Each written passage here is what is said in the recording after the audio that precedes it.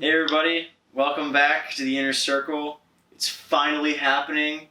Mortal Kombat 2021 has released on HBO Max. We saw it in theaters. Now you get to hear our thoughts. Clayton, start us off. What did you think? Mortal Kombat was a fun movie. Anyone on Twitter who says it's not are just like very sad people who don't like fun. It's a fun action movie. People get cut in half. The plot doesn't suck. The characters are fun. Kano, highlight of the movie. Kano's the perfect Kano. I just want to make sure that's my very first statement. Don't listen to Twitter trying to say, oh, it's a crappy movie. They failed again. They did not fail again. At worst, it's average. But like, it's a Mortal Kombat movie, man. Yeah. I saw some good fights. It was shot well. The visual effects, almost the entire. There was like one scene that was weird, but like the entire time, visual effects were good. Like it wasn't terrible. The OC, the new character, Cole, I thought he was fine. I don't know what you think about him. We'll get into what I think in a minute. But yeah, just overall, it was a fun movie. You know, I was hyped for this movie, and I'm glad we saw it in a theater. I'm glad I saw it with friends, because I will second your opinion that it was a fun movie. It is a fun movie. It takes itself a lot more seriously than the original Mortal Kombat movie does. But the thing is, at the end of the day, they're both Mortal Kombat movies, and they understand what makes Mortal Kombat, and it's the characters and the fights. I think this movie understood it even more, because the story taking itself seriously is what helped this so much compared to the original one, where it was like a self-parody, and that does not feel right for Mortal Kombat. It makes a funny movie to laugh at. Right. But it doesn't feel like Mortal Kombat. This movie felt like I was watching Mortal Kombat from the opening with Scorpion's backstory, and just like immediately, like it's a self-serious story and still has all the like wacky action and blood and gore everywhere, and they just treat it like, yep, that's our world. You did in fact throw a knife straight through that man's heart and blood exploded all over the room. This is very much a Mortal Kombat movie for modern audiences, whereas like the original is so ingrained in, 90s, that world of like 90s preteens. Yeah, if you want 90s cheese, that movie's still a fun time. Yeah. But if you're looking for something more serious, like you said, this is the version to go with. I was very pleased with how they portrayed Scorpion and Sub-Zero, my two favorite characters in the movie, two favorite characters in the game. Scorpion and Sub-Zero were finally done like true justice, true to their characters and their backstories, and even with, because this is all spoilers, even with the lore changes of making the new OC Cole like a descendant of Scorpion, even with that change, they still stayed true to the character and to his rivalry with Sub-Zero, which was paid off beautifully, I think. Yeah, I would agree. But this is kind of where I want to get into the things that I didn't like. And honestly, for the most part, these things that I don't like are pure 100% nitpicks. This is a fan service movie, and if you're a fan, you're gonna appreciate the stuff that they bring to this table here. But also as a fan, they do take liberties with the lore, and some of those changes feel very unnecessary. Like the whole, like having the birthmark. Oh, okay. You had a problem with that. Yeah. I felt like for the movie, just adding tension. I didn't have an issue with them adding like, to participate in Mortal Kombat, you must have like the mark of the dragon, and it was just like the logo. I thought that was whatever. I mean, I can see how people are like, yeah, okay, it's a narrative device to get the audience on board, yeah, and it works. But for me, it's just Mortal Kombat has always been about characters with special powers that participate in a tournament. And it felt just unnecessary that you had to say that these people are all chosen. Yeah. I think it works better if they're just people that get invited to the tournament. So how did you feel about the tournament never happening in this movie? It was an interesting choice. It doesn't bother me as much as it might bother some other people, because I want this movie to get sequels. Mm-hmm. And I think if they build up to the tournament, it could be really cool. I do not like how they just killed Kung Lao so quickly in this movie. The point of Kung Lao is to die to give Liu Kang more motivation. Right, but I don't think he needed to die in the first movie. Well, okay, that's the thing. A lot of big, like, pretty much all the classic Mortal Kombat characters do die in this first movie. And, I don't know, if they make sequels, I don't know if they would use, like, the legacy characters that have been introduced in the more recent games, or if they're just going to be like, it's Mortal Kombat, just revive them, who cares, like... I mean, they'll probably end up doing that, and I'm pretty sure they'll end up doing that at the very least with Sub-Zero, because this is Bihan Sub-Zero. And for those of you that follow the lore, you know that he becomes Noob Saibot, like the Shadow Ninja. So that'd be cool if they brought him back in a sequel, but moving on. Some more things I wasn't really a fan of. I really think that Liu Kang and Kung Lao are underutilized. While they are true to their characters, they get kind of swept to the side in favor of Cole Young. And Cole Young, while his power set is cool, and while I think he's an interesting new addition to the universe, they just don't really develop him enough. He's a very basic character, like, very flat archetype. He's kind of Wonder Bread. Yeah, there are birds that live outside my apartment. You'll have to excuse them. Oh my god, that's what that is? Yeah. Wow. Mm-hmm. Speaking of birds, there's this bird lady in Mortal Kombat in the movie, right? Which is a deep cut into the lore for those of you that have played Mortal Kombat Armageddon. A very deep cut. And so we're going to talk about Bird Lady while birds are chirping. I think she had maybe the best death in the movie. Oh yeah, Kung Lao's fatality, that was amazing. Kung Lao's razor hack splitting this woman, this bird lady, straight in half on screen. They do not hide it. They just went full, like, Mortal Kombat with it. And then he, like, does his little hat thing and he's like, flawless victory. That's another thing. The fan service in this movie it's very fan service-y, but because... In the best ways. Because the movie doesn't... It takes itself seriously, but it's not, like, a dark, grim, like, it wants us to take it super seriously type of movie. Mm-hmm. So I think the fan service really works, because it's peppered out in just, like, little lines here and there, or, like, little music cues here and there throughout the film, and it really, like, it just makes it fun. Like, it makes it fun, and it never, like, interrupts the story or any, like, character moments. Mm-hmm. I agree with that. Speaking of moments, what would you say is your favorite moment from the film? Okay, not even my favorite, the best moment, just flat out best moment from this movie is the end fight. Sub-Zero's beating up Cole, and Cole's like, he's trying, but, like, it's Sub-Zero. Cole's like a little baby compared to him. Yeah.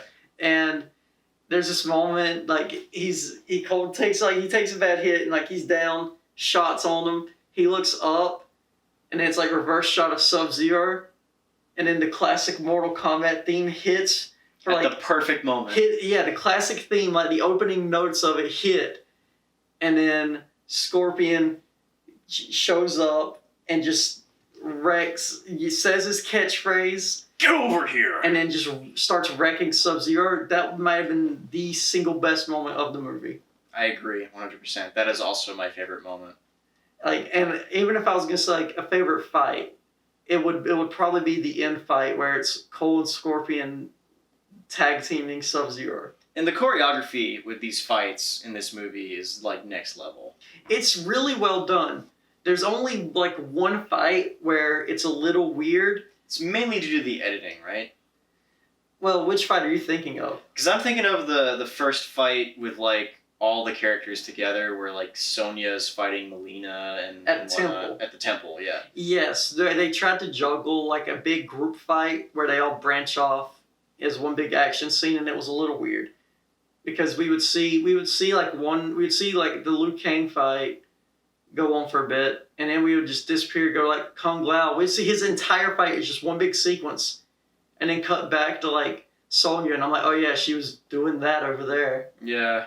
It was a little awkward, but Some more underutilized characters. Speaking of the villains, Melina, General Raiko, I think his name was, and then Goro. Surprisingly, very underutilized. all of the villains, all of these classic Mortal Kombat villains are in this movie to be used as henchmen for Shang Tsung. Shang Tsung Yeah. to command to go attack our heroes, who all are either developed pretty well or characterized well enough to where it's like, yes, that's that character I know, or if you're new, like, oh, that's who this guy is, this is his personality. It's a little weird how the villains are very flat while our heroes got the development. Right, but since there's like so many characters that you want to juggle in, Yeah. it was a wise choice to focus on the heroes. I think at the end of the day, And Kano's golden. Kano being like the comic relief of the movie has some really great jokes. They wrote some good lines for him that really like sell his character, but he also gets the villain flip halfway through. So he's really like our one villain that has true development. Yeah, With the him and Sonya rivalry, and I felt like that was well done. I'm gonna be honest. I didn't really think Sonya's arc was all that good. Like, I feel like they could have done more with her. Her whole arc is basically summed up. She's jealous that Kano has the mark and she doesn't, because that means she doesn't qualify for the tournament. Yeah. And I found that to be very extremely weak motivation for Sonya, because she's supposed to be this badass independent character. Making her arc based around jealousy, I think, kind of brings her down. I can see that. I didn't really think of it in that way, because I mean, I was watching this just expecting just pure action movies, so like my standards are a little bit lowered from normal. Yeah, I'll forgive it. But... Yeah, so in that way, I was like, okay, yeah, like she wants the mark, and eventually she will get the mark by having a great fight, and she did. Her fight was great. Having traps and sneaking around and hiding was an interesting way of doing it. Agreed. After having everyone else's fights literally be, let's punch each other to death. Yeah. But I mean, like I said, nitpicks. And like also how they have to go to the temple, be chosen with this birthmark, and only the people who are chosen get to develop superpowers. I don't really jive with that, because traditionally, like I said before, the characters in Mortal Kombat are just random people. It's okay for them to have random abilities. They don't have to develop superpowers because they were chosen for the tournament. But this is a movie. So, like, at the end of the day, it doesn't bother me. I'm sure it'll bother other fans to an extent where it, like, might make this film hard for them to enjoy, but it didn't detract from my enjoyment of it. Yeah, that's what, like, for me, the slight lore changes were fine because they service the structure of a film better than a video game, where Mortal Kombat's story has always been presented very sloppily. I don't care what anyone tries to tell me. It's true. It is, yeah. And this is probably the best video game movie that we've gotten. I think so. I think this is the best video game movie I've seen. My friend Eric tries to claim Sonic the Hedgehog is. He's wrong. It's Mortal Kombat. I thought Detective Pikachu was pretty good. That's a different discussion. That'll be a different day. Different discussion. But the movie's it's shot very well. Yeah. They're like the lighting, cinematography, great. Like it looks good. It looks like a good movie. Like costume design's on point. Yeah, costume design. Costume design is near perfect for a lot of the characters. They look Oh, yeah. they look ripped straight out of the game, and that's also down to casting choices. They got people who are pretty good actors that look dead on exactly like their video game counterparts. The guy who plays Jax. It is scary. Yeah, and then also like getting Joe Taslim from the Raid to play Sub-Zero, and then I feel like I'm gonna butcher his name, so I'm not gonna say it, but prolific Japanese actor. I remember him fondly from films like 47 Ronin with Keanu Reeves. But he plays Scorpion, and he kills it as Scorpion. Yeah, like the casting is great. The movie's shot great. The story is serviceable to get us to the gory fights, which is the whole reason anyone is interested in Mortal Kombat. So it does its job. And I just felt overall like it's a fun time. It's a fun time. It's a fun time. I saw Goro's get disemboweled. Goro got disemboweled, and that's a thumbs up for me. Mm-hmm.